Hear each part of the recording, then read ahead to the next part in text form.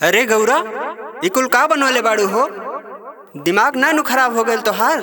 दिमाग हमार ना रउआ के खराब हो गइल बा। जौन जौन लेके आई उहे नु बनाई।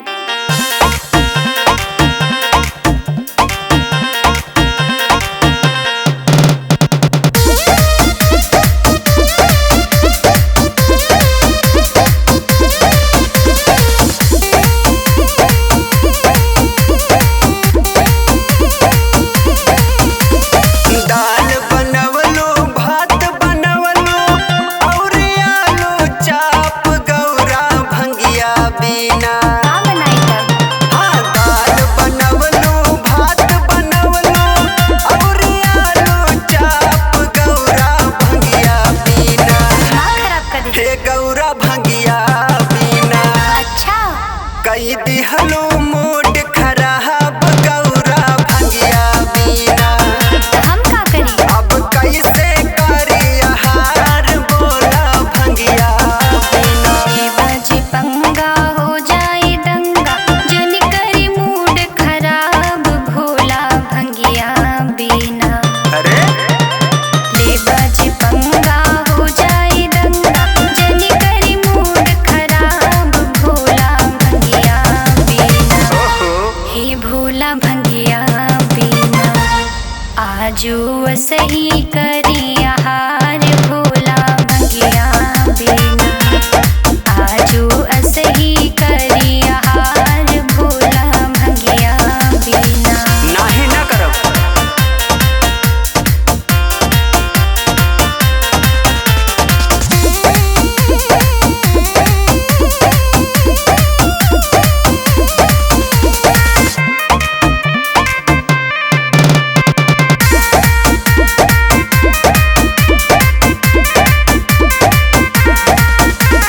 दर्द करी हूँ मोर कलाई, रोज रोज भांग पिसाई ले।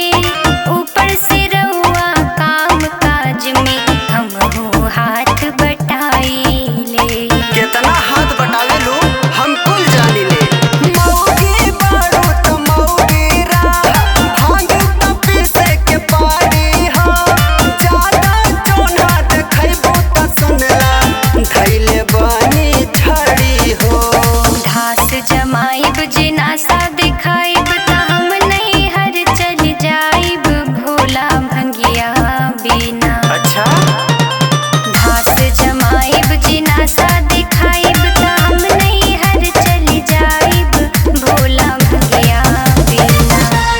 हे भोला भंगिया बिना, जाके पापा घरे रह जाइब भोला भंगिया बिना। तब ता छोटा साड़ हो जाइब देखिया भंगिया बिना। समझ लो।